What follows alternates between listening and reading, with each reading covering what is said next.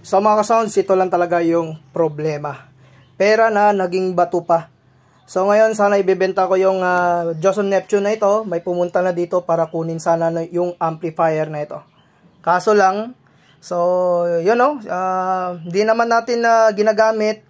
Naka-standby lang po. Yan lang po yung talagang hindi maganda minsan. Pag once po na sobrang standby lamang po ng gamit, is nagkakadiferensya pa rin. So yung problema dito, yung kanyang isang channel dito, bali hindi pumipitik yung kanyang relay. Yan. So pag on natin,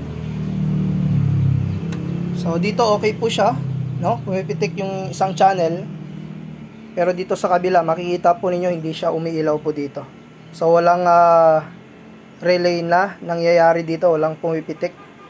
So kaya pag pinapasound natin, hindi po siya tumutunog. No, sa mga expert po diyan, baka may alam po kayo, paki-comment na lang kung ano po yung marahil na diferensya nito. Pero dadalhin ko pa rin ito sa technician kung in case na may time na ako. Pero okay sana yung amplifier nito, yun lang, no. So naka-standby lang, nagka-diferensya yung Joson Neptune. So hanggang dito lang muna yung video natin. Peace out.